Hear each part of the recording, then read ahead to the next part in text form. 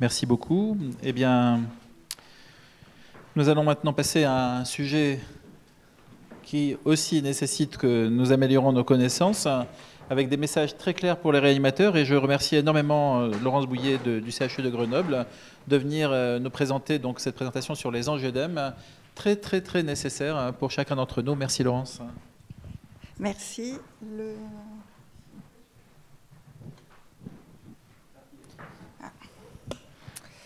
Donc, merci beaucoup pour l'invitation. Et effectivement, je ne peux que réinsister sur les liens étroits qui existent entre la médecine interne et la MIR, en temps d'échanges d'internes, voire des fois d'assistants, et de nombreuses réunions communes dès que nous avons des cas compliqués.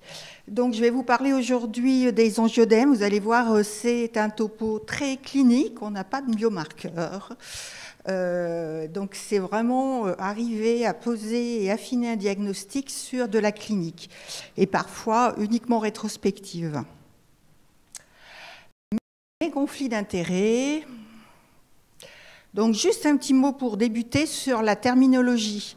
On parle à l'époque, c'est la première publication que j'ai pu trouver que l'on retrouve dans les annales, donc vous voyez de 1909, qui décrit de manière assez exemplaire un cas familial d'angioedème héréditaire. À l'époque, on parlait d'œdème angioneurotique, parce que beaucoup de femmes étaient symptomatiques, et on sait bien que les femmes étaient plus sujettes aux problématiques neurologiques ou hystériques.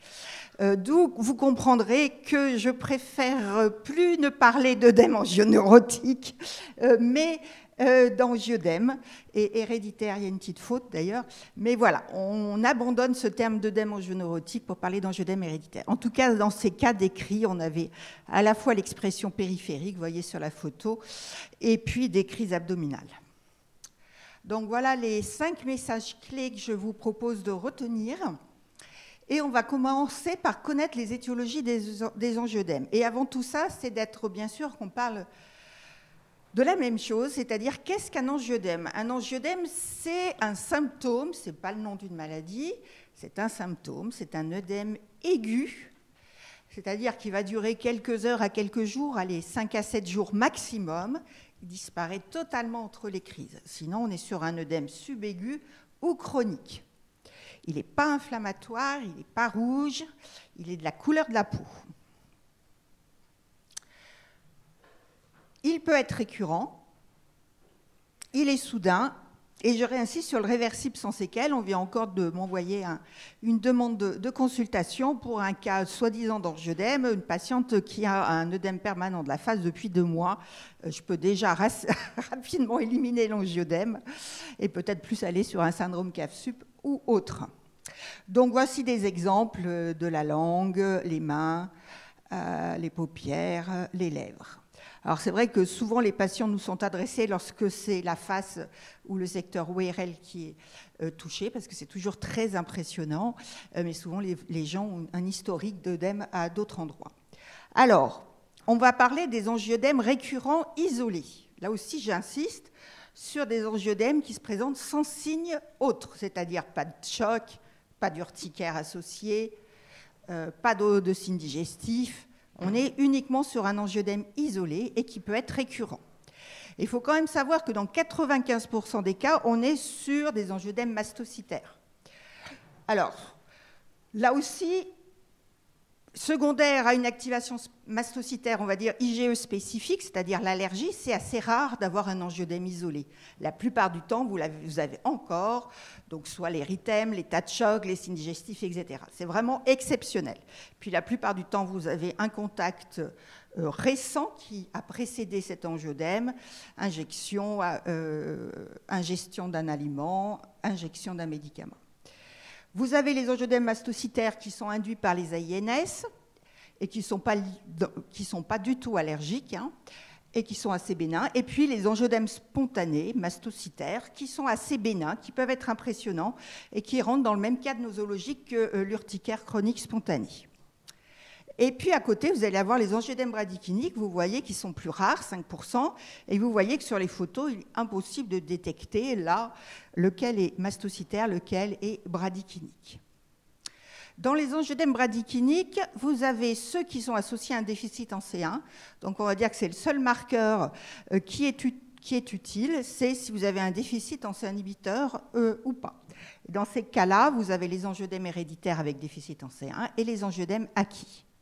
Et puis, ça serait trop simple, mais il y a des angioedèmes bradykiniques à C inhibiteurs normal, soit des formes héréditaires, et maintenant on a de plus en plus de mutations identifiées, presque une par an, et puis les angioedèmes secondaires à certains médicaments dont je vais vous parler. Quand on a le temps en consultation, voilà comment on fait la démarche pour évoquer un angioedème bradykinique. C'est sûr que si on est aux urgences en soins intensifs au MIR, on n'a pas le temps de se poser toutes les questions. Mais je voulais quand même vous montrer comment on raisonne. On a éliminé une urticaire, donc on est sur un angioedème isolé sans urticaire superficielle. Donc, la durée de la crise doit être aussi supérieure à 12-24 heures. Si vous avez un angioedème qui a duré quelques heures, 3 heures, 4 heures, ce n'est pas un angioedème bradykinique. Je parle d'une évolution spontanée, hein, pas sous traitement. Par contre, un angioedème qui a plus de 24 heures, on ne peut pas éliminer un angioedème mastocytaire. Ensuite, on essaye de voir s'il y a un contexte familial, s'il y a des crises abdominales subocclusives, et là je ne parle pas d'une petite colopathie fonctionnelle, je parle d'une vraie crise qui ressemble à un épisode subocclusif qui peut conduire aux urgences, voire à une laparotomie blanche. Et puis, est-ce qu'il y a des prises d'IEC ou est-ce que ça c'est survenu dans les suites d'une fibrinolyse d'AVC ? Ensuite, donc, on fait l'exploration du C inhibiteur. Le C4, on aime bien dans le bilan.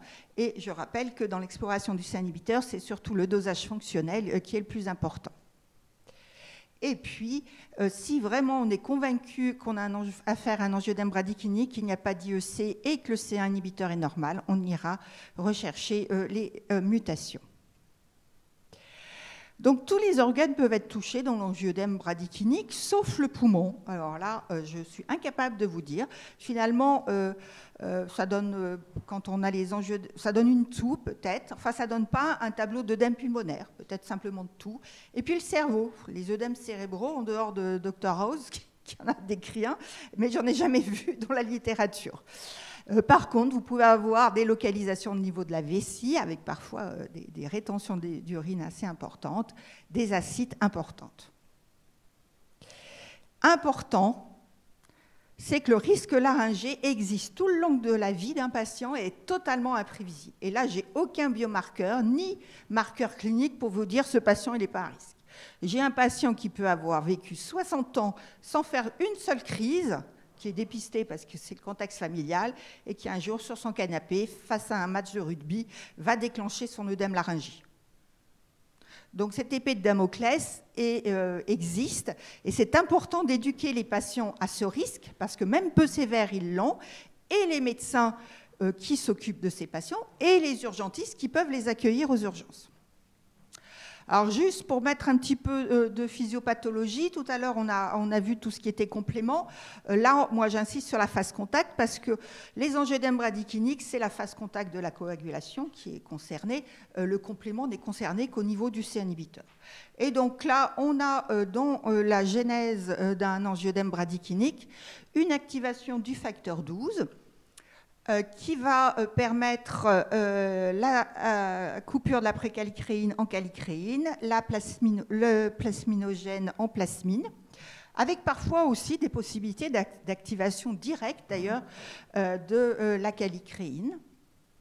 Ça ne passe pas toujours par le facteur 12. En tout cas, plasmine et calicréine vont couper le kininogène pour donner naissance à la bradykinine.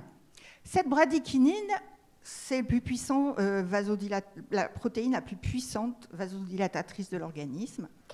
Mais elle a une demi-vie très courte, quelques secondes, parce qu'elle est dégradée par des kininases, dont la principale, qui est l'enzyme de conversion de l'angiotensine. Et vous voyez que ça va expliquer pourquoi je vais vous parler des angioedèmes aux IEC, puisque si on bloque l'enzyme de conversion de l'angiotensine, on peut favoriser l'émergence d'angioedèmes bradykiniques. Elle est dégradée par d'autres kininases qui peuvent prendre le relais quand on bloque l'enzyme de conversion. La bradykinine, en tout cas dans l'expression angiodème bradykénique se fixe essentiellement sur le récepteur B2 pour donner les angiodèmes. Le C-inhibiteur, il intervient à plusieurs niveaux de cette cascade protéolytique, puisque le C-inhibiteur est l'inhibiteur principal du facteur 12, mais aussi kallicréine et plasmide. Alors, gravité des angiodèmes bradykéniques. Alors, on est sur une maladie rare, donc on est à peu près à 1500 patients en France.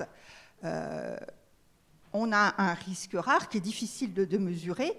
Je ne peux pas vous dire qu'il y a 10 morts par an. Hein. Il y en a d'abord pas beaucoup qu'on arrive à récupérer. Vous allez voir, on a essayé de faire une étude à partir des certificats de décès.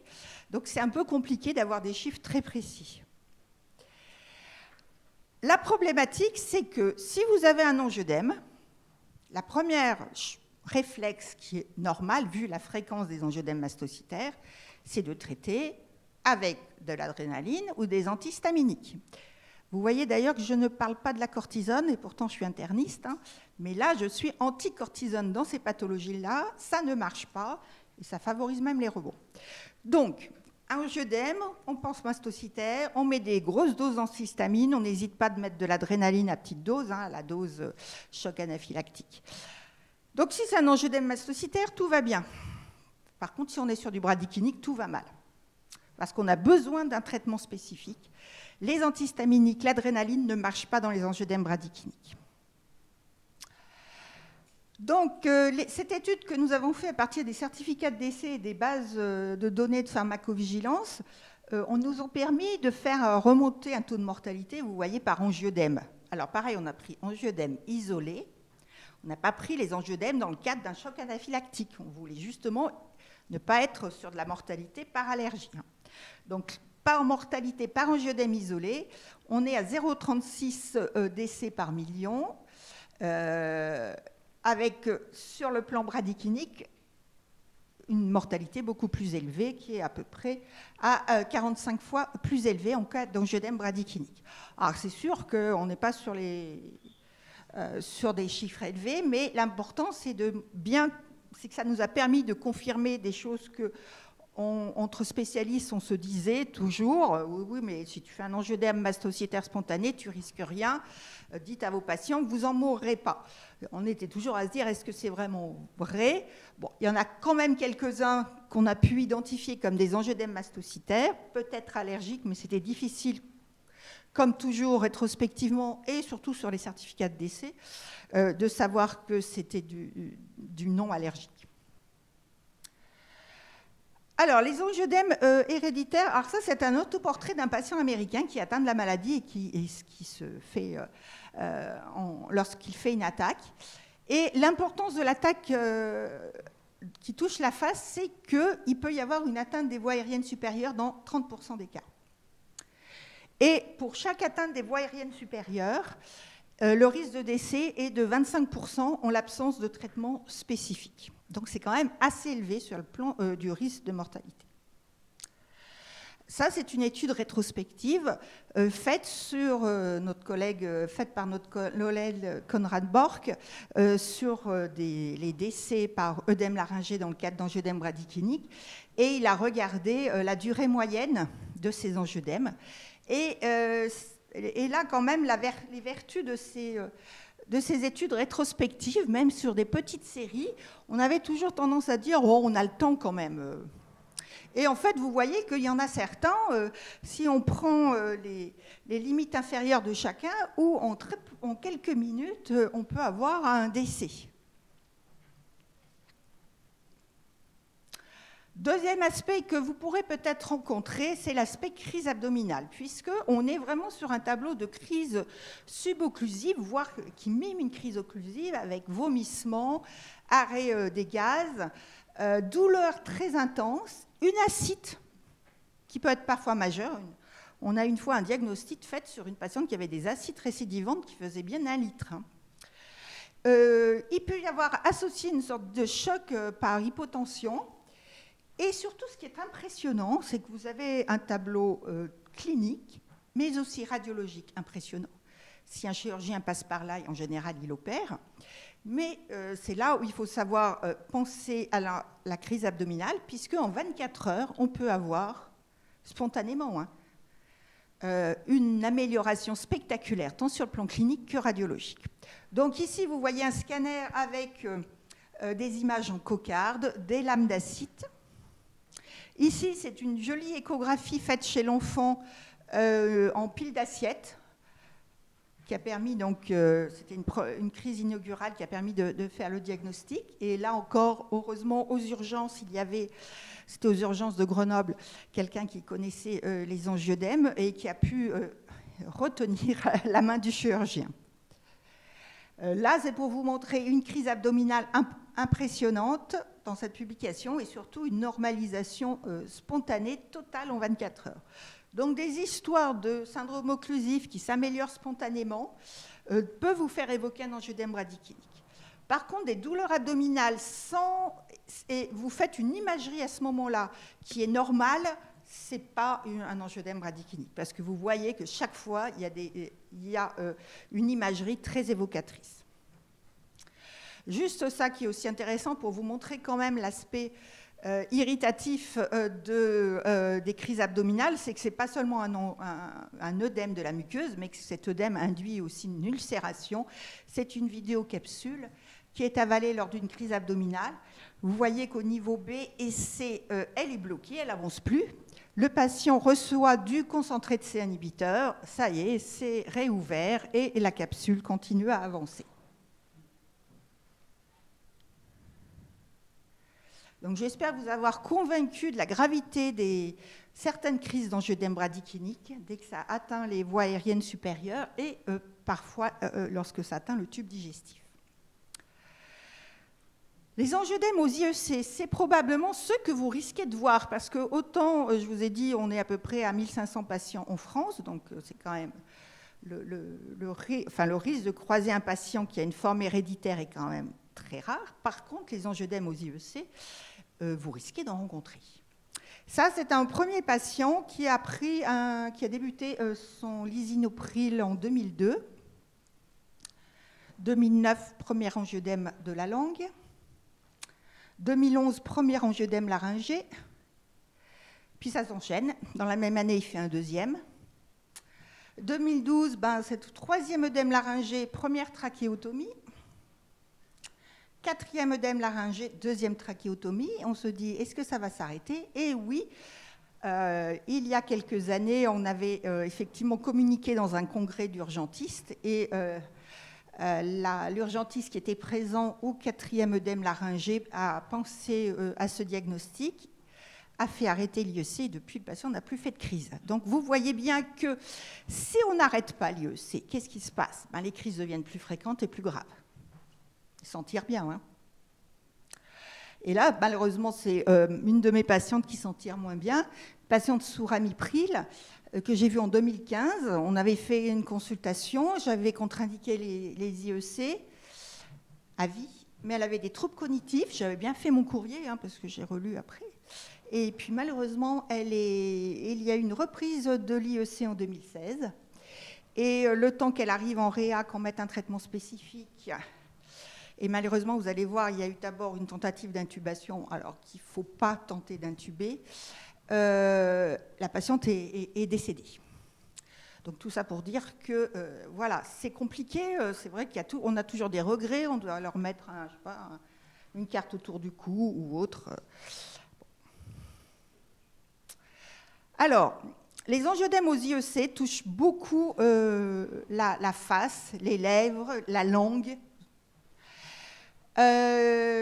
Vous voyez que ça concerne à peu près 0,5 à 1% des patients sous IEC, suivant les séries.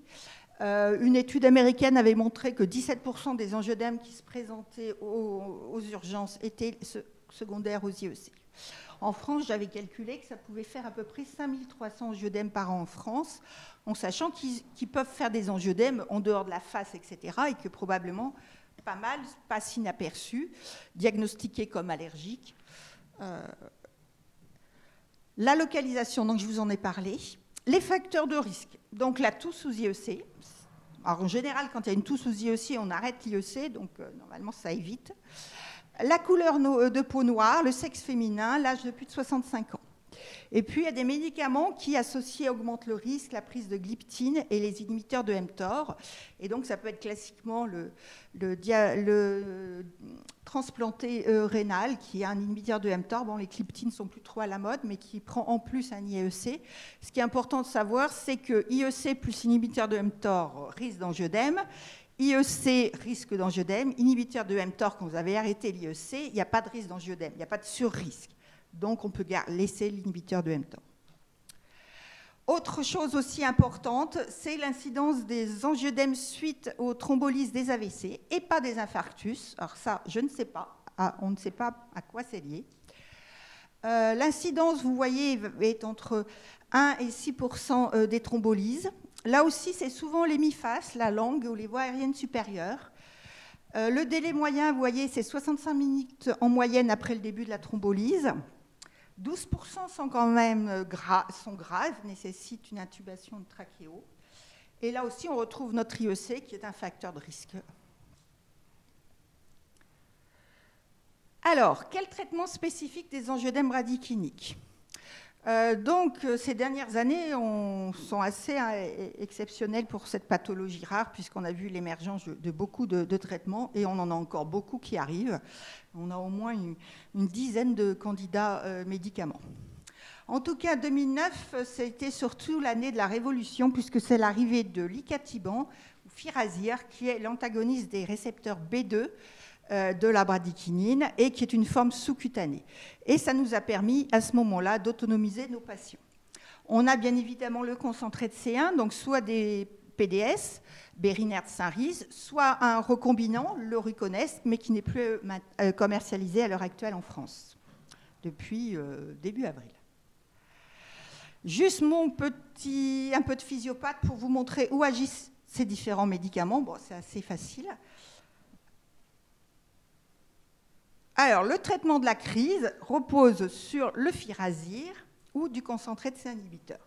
Vous voyez sur la figure 2 l'évolution d'une crise abdominale traitée ou pas traitée,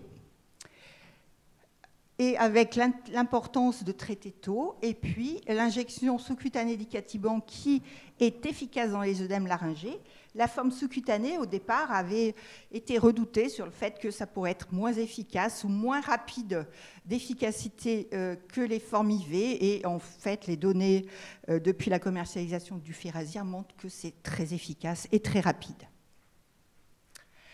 Alors, normalement, vous ne devez pas voir des patients qui ont un angioedème héréditaire diagnostiqué. Parce qu'en France, depuis la sortie de l'icatibant, tout patient est éduqué, tout patient doit avoir 2 seringues d'icatibant sur lui, doit savoir se l'administrer, ou en tout cas avoir quelqu'un qui sait le faire. Parfois, malheureusement, sur les 10 dernières années, nous avons deux patients décédés avec un diagnostic qui n'était pas dans le réseau CREAC, et en fait qui n'avaient pas été éduqués. Donc qui n'avaient pas l'icatibant, qui n'avaient pas été éduqués, qui sont arrivés aux urgences. Et quand vous arrivez aux urgences d'un hôpital périphérique, il y a rarement le Firazyr ou le concentré de C1. Et les patients sont décédés. Alors, on a publié en 2017 avec Bernard Flocard, un réanimateur qui travaillait sur Lyon et qui était dans le réseau CREAC, les recommandations pour la prise en charge des angioedèmes bradykiniques, avec l'importance de la position assise, mais je pense que ça, c'est valable pour tout type d'angioedème des voies aériennes supérieures. La patiente sous IEC est décédée, a fait son arrêt cardiaque quand on a voulu l'allonger. Les 2 patients dont je vous parle qui sont décédés, l'un dont je participe à une expertise, puisqu'il y a une expertise judiciaire, et classiquement aussi s'est arrêté, a fait l'arrêt cardiaque lorsqu'on a essayé de l'allonger. Donc, maintien de la position semi-assise est hyper importante. Administrer le traitement spécifique le plus tôt possible. Si on n'a pas le traitement sous la main, on prévient le senior et on commence à se dire qu'il faudra peut-être faire une cricothyroïdotomie ou une trachéo. Et on va essayer d'éviter de se dire je vais intuber, parce que quand l'œdème est là, c'est bloqué, l'intubation, c'est évident que ça ne passera pas. Ça ne fera qu'irriter un peu plus et accroître l'angiodème. Et donc ça veut dire qu'il faut d'emblée aller sur la crico ou la trachéo. Et les patients dont je vous parle, les 2 qui sont morts, plus ma patiente IEC, chaque fois c'était ça. Ils sont décédés pendant des tentatives d'intubation. Alors Bernard Flocard, qui est réanimateur, est encore plus véhément que moi. Bon, il est à la retraite à l'heure actuelle, mais c'était vraiment, on doit aller d'emblée à la crico. L'importance du traitement, on a eu des études. Alors c'est toujours des études post-AMM, observationnelles. Donc là, sur l'efficacité du Berinert, qui montre bien que la crise s'améliore plus rapidement et dure moins longtemps si on traite tôt, ainsi que pour l'icatibant. Donc c'est notre étude internationale IOS où la France a pas mal participé et qui a montré, ça a été les premiers résultats d'IOS, qui a montré clairement que plus on traitait tôt, plus les attaques duraient moins longtemps. Autre chose importante, le concentré de C inhibiteur. Il faut mieux faire plus que pas assez. Effectivement, notre collègue tout à l'heure montrait des injections de doses très élevées. On a quand même une certaine marge dans le concentré de C inhibiteur avant de se dire qu'éventuellement on peut avoir des complications de thrombose. Et donc, les études ont pu montrer qu'effectivement, il y a un peu une sorte de relation linéaire entre l'efficacité du concentré de C1 et la dose qui est administrée. Donc, pour les PDS, c'est au moins 20 unités kilo. Et si jamais on a besoin, je ne sais pas, vous êtes à 1200 unités, c'est des ampoules de 500, et bien vous mettrez 1500, parce que d'abord, on ne jette pas un produit dérivé du sang, ça fait toujours mal au cœur, et 3, on ne risque rien d'en mettre plus. Par contre, on risque d'avoir des problèmes si on en met moins. Donc toujours viser la limite sup. Pour les angiodèmes aux IEC, alors c'est controversé. En fait, le problème, c'est que dans les angiodèmes aux IEC, qu'aux urgences en mire, vous évoquez un angiodème aux IEC, dès que vous avez angiodème IEC, c'est très bien. Après, nous, quand même, on doit toujours revoir ces patients, parce que sur un patient sur 2, on va éliminer le diagnostic, parce que les patients vont récidiver et que finalement, on va constater qu'on est sur des angiodèmes mastocytaires spontanés. Ce qui explique que les études sont compliquées à faire sur l'efficacité thérapeutique, parce qu'à l'heure actuelle, je n'ai pas de moyen diagnostique au moment de la crise pour vous dire oui, c'est un angiodème bradykénique ou non, c'est un angiodème plutôt mastocytaire. Ce qui explique que Shire, à l'époque, avait tenté une étude randomisée aux États-Unis qui avait montré l'inefficacité de l'icatibant, mais quand on reprenait l'étude en détail, on se rendait compte qu'ils avaient inclus en majorité des angiodèmes mastocytaires et qu'ils avaient fait la démonstration que l'icatibant ne marchait pas dans les angiodèmes mastocytaires, ce qui est déjà un bon résultat. Mais malheureusement, Shire n'a pas voulu continuer à développer le produit. Donc tout ce qu'on a, c'est cette étude qui n'est pas du tout randomisée, qui était plutôt prospective, qui montrait que l'icatibant semblait efficace. Et avec le réseau CREAC, on a quand même émis des recommandations, puisque dans la vraie vie, l'icatibant, voire le concentré de C inhibiteur, semble assez efficace dans ces angiodèmes aux IEC. En tout cas, on n'a pas de problème pour le prescrire, et vraiment, ce sont les recommandations.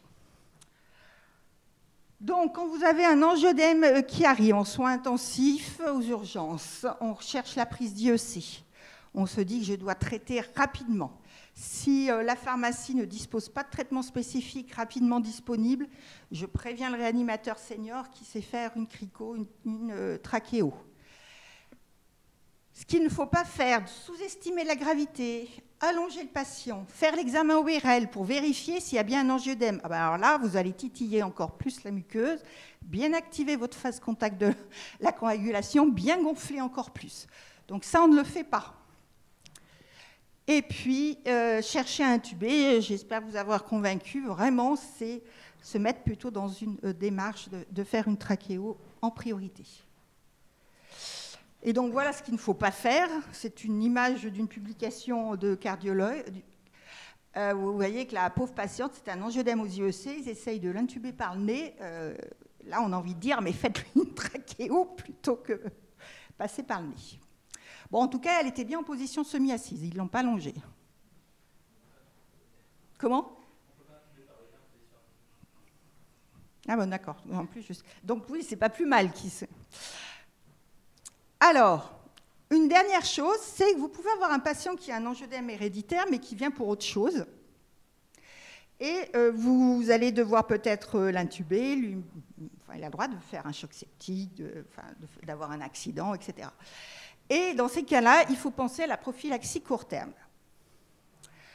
Alors là aussi, on n'a pas beaucoup de données, mais on sait que toute intubation, tout soin dentaire, toute fibroscopie, enfin tout ce qui peut un peu irriter les voies aériennes supérieures peuvent provoquer une crise d'angioedème bradykynique.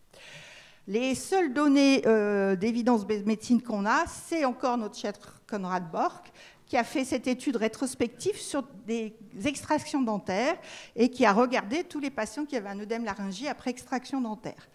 Qu'est-ce qu'on apprend? C'est qu'en moyenne, les patients font 40% des patients font une crise s'ils n'ont pas de prophylaxie, ce qui est quand même pas mal, et que la crise survient en moyenne 8 heures après l'extraction dentaire. Donc parfois les patients se disent « Oh, ça va, tout s'est bien passé, je n'ai pas fait de crise au décours de l'extraction », et ça arrive 8 heures après. Je leur dis toujours de ne pas rester seuls et de bien mettre leur icatibant sur la table de nuit. Et donc, dans cette étude rétrospective, on voit que si on utilise du concentré de C inhibiteur, on diminue de moitié le risque, et que là aussi, on est sur une relation dose dépendant et qu'il faut mieux faire 1000 unités que 500. Et donc, à l'heure actuelle, nos recommandations du CREAC, même si Saint-Riz et Bérinert ont l'AMM à 1000 unités, on préconise quand même 20 unités kilo, là encore. Donc, dans nos recommandations CREAC, avant tout, soins dentaires, en théorie même détartrage simple, geste chirurgical, fibro, accouchement, on met du concentré de C1, 20 unités par kilo. Allez, dans les 30 minutes qui précèdent le geste, on peut remonter jusqu'à 6 heures à peu près. En conclusion, voilà les recommandations qu'on fait. C'est un poster qu'on transmet volontiers à nos collègues urgentistes pour qu'ils sachent un peu comment réagir face à un angioedème. On a, pour le coup, dans une astreinte nationale, 24 heures sur 24 disponible, qui est SOS CREAC, qui permet aussi d'aider nos collègues un peu partout en France sur la prise en charge de ces angioedèmes.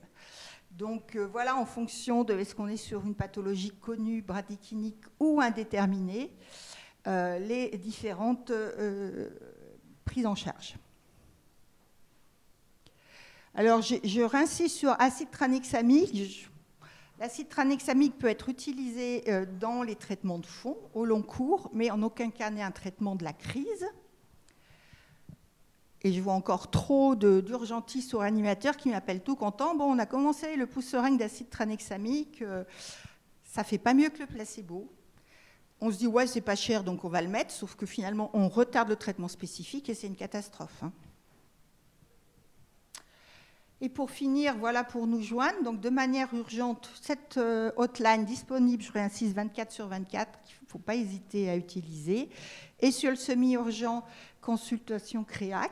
On a un réseau un peu assez réparti dans toute la France. Et non seulement on aide à la prise en charge immédiate, mais en plus, après, on aide pour adresser le patient à une consultation d'un spécialiste pour après conclure définitivement, par exemple, sur un angioedème aux IEC, oui, non. Est-ce qu'il faut vraiment contre-indiquer à vie l'IEC, oui, non. Puisque l'IEC, quand même, c'est intéressant, hein, c'est très néphroprotecteur, très cardioprotecteur. Ce n'est pas toujours anodin de contre-indiquer ce traitement à vie. Donc il faut vraiment après que ce soit un spécialiste du CREAC qui confirme cette contre-indication.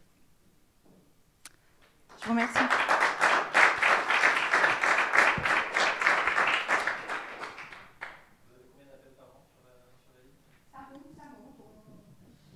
On était au début à 3, 4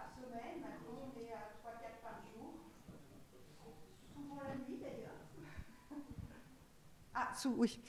On va dire qu'on est à 3-4 par jour à l'heure actuelle, ça monte. On est souvent maintenant aussi interpellé pour tout ce qui est mastocytaire, parce que le diagnostic différentiel, avec les angioedèmes mastocytaires isolés n'étaient pas vraiment connus jusque-là. Et donc on est devenu aussi un peu expert là-dessus. Et par extension, tout ce qui est urticaire, réaction pseudo-anaphylactique, on répond aussi à ce genre de questions. Oui. Et les aspects juridiques, c'est une bonne question.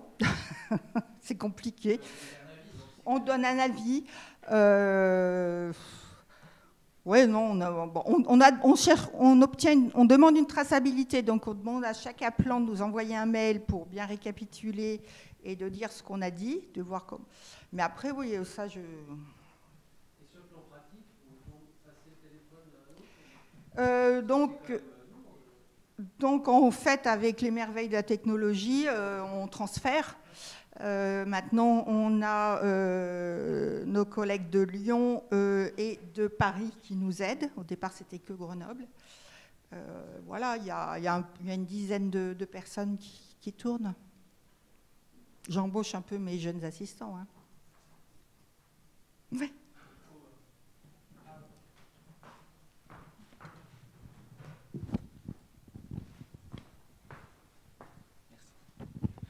Avoir une protéinurie sous inhibiteur de mTOR, c'est assez fréquent et on introduit du coup souvent un traitement antiprotéinurique. Est-ce que du coup, il ne faudrait pas relayer le message qu'il faut privilégier un Zartan plutôt qu'un IEC pour faire de la prévention? Parce que nettement, les transplanteurs dont je fais partie pensent surtout au lymphœdème d'inhibiteur de mTOR, mais je ne suis pas sûr qu'on soit hyper réactif qu'on soit hyper vigilant sur ce risque supplémentaire d'angioedème gravissime par l'interaction IEC inhibiteur de mTOR, alors qu'un Zartan réglerait le problème. Alors après, effectivement, le risque en lui-même est gravissime. Après, il est faible. J'ai pas mis. Donc après, effectivement, je ne suis pas néphrologue pour savoir si Zartan IEC pour vous est équivalent. Il y en a certains qui disent que ça ne fait pas aussi bien, mais j'aurais envie de dire oui. Alors après, il y a eu un moment des débats contradictoires. Est-ce que le Zartan lui-même a un risque d'angioedème bradykénique? Et à un moment, ça avait été évoqué. Et les études récentes montrent qu'a priori, il n'y a pas de surrisque.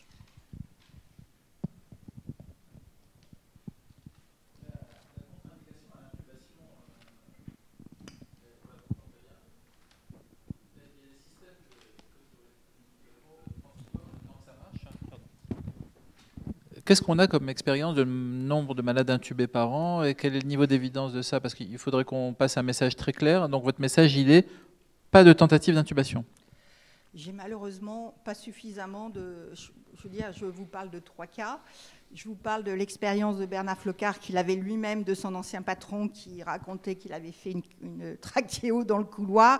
C'est des choses aussi à l'international qui tournent, mais on n'a pas plus d'évidence base médecine, hein, malheureusement. Ce qui est certain, c'est que sur le plan physiopathe, on comprend, hein, la phase contact de la coag s'active facilement dès qu'il y a un microtrauma.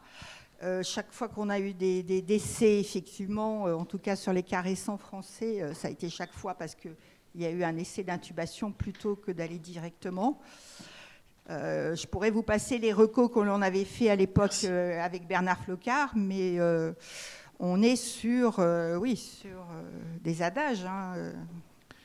Et du coup, parce que quand on voit les images de laryngo que vous avez montrées, avec un effet rapide, et puis on voit bien que l'effet clinique il est rapide, ces malades-là qui sont très impressionnants, il faut qu'ils arrêtent de nous impressionner, il faut faire le traitement et attendre. Exactement. Le risque, il est quand même essentiellement lié à l'hypercapnie, il est peu lié à l'asphyxie ou à l'anoxie. Vous avez raison, parce que l'une des problématiques qu'on a, et c'est compliqué, c'est que parfois, la question, c'est quand est-ce que le traitement n'est pas efficace? Et des fois, moi, je dis, c'est pas que ça s'est amélioré, mais que ça a arrêté de s'aggraver. Et donc, des fois, on a des gens, c'est juste un angioedème mastocytaire, mais il ne s'est pas amélioré de manière spectaculaire. Sauf qu'une fois que vous avez le liquide qui est passé dans le tissu, le temps qu'il revienne dans la circulation, ça ne se fait pas tout de suite. Donc, je dis souvent, c'est l'absence d'aggravation. Mais c'est compliqué hein, quand vous avez le patient qui est à moitié 1, les infirmières qui sont... Il y a du stress énorme des équipes et des fois, c'est compliqué. Hein. Alors sur le chat, il y a vraiment beaucoup de personnes. Il y a aussi des questions. Il y en a deux, et donc dans la discussion qu'on a eue tout à l'heure, on a bien le sentiment qu'il y a probablement à prévoir une journée Marie avec les urgences, et on revient alors sur le point de Marc Michel, c'est est-ce qu'il ne faut pas que la filière développe des cartes pour les malades, mais pour les urgences en particulier. Oui, on a. La deuxième chose, c'est une question de Jean-Jacques Tudesque, donc au CHU de Montpellier, sur justement l'organisation, comment est-ce qu'on peut interférer entre maladies rares et organisation aux urgences compte tenu des tensions, du manque de personnel, etc. Mais je pense qu'on va laisser ces questions-là pour la journée maladies rares à une échéance bientôt. Il y a une question plus intéressante et qui revient aux commentaires, enfin plus intéressante, plus actuelle, aux commentaires de Julien. Donc, quelqu'un qui est sous IEC, est-ce que vous recommandez donc d'arrêter l'IEC? Et la question est pour un ARA2, pour un autre antihypertenseur, parce que du coup, est-ce qu'il y a des associations, est-ce qu'il y a des réactions croisées? Quelle est la recommandation qu'on fera en première intention? Puisque là, on est dans le pratico-pratique, nos patients qui sont sous IEC, on va arrêter l'IEC, qu'est-ce qu'on fait? Alors, en pratique, on a aussi publié des recommandations que vous pourrez trouver dans la revue de médecine interne. En pratique, on dit, on évite de dire arrêter. Pardonnez-moi, donc il y a un papier dans la revue de médecine interne avec des recos. Oui. C'est de quelle année?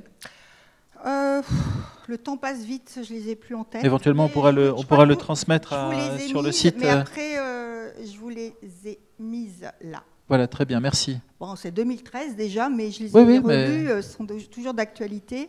Éventuellement le mettre sur le site de voilà. Marie. Donc, en pratique, avec cette histoire de polémique autour du Zartan, on se dit, si on fait alors déjà, on ne dit pas arrêter, on dit de switcher. On se retrouve avec des patients chez qui l'urgentiste a arrêté l'IEC, il le laisse sortir. Le temps qu'il voit son médecin traitant, il se paye des fois 4 mois sans traitement, il fait la bonne hypertension. Bon, donc on switch. Et l'idée, c'est dans l'immédiat de ne pas mettre de Zartan pour être sûr qu'il ne récidive pas. Que si en cas de récidive, on ne se dise pas « Ah, bah, c'est peut-être le Zartan ». Donc on dit, dans les 6 mois qui suivent l'arrêt de l'IEC, on privilégie une autre classe et en fonction, on voit. Et après, effectivement, on peut proposer du Zartan si besoin. Ça peut amener pour certains patients à une difficulté thérapeutique. Il y a des malades qui ont... Alors l'autre cas, c'est que parfois on nous avait adressé une fois un greffé cardiaque, une autre fois un greffé rénal. Dans ces cas-là, on avait dit tant pis, on laisse, on met le Zartan et on éduque et on donne de l'icatibant. D'accord. Entendu. Est-ce qu'il y a d'autres commentaires, des partages d'expériences, des questions? Et je crois qu'on est bien pour vous applaudir à nouveau. Merci.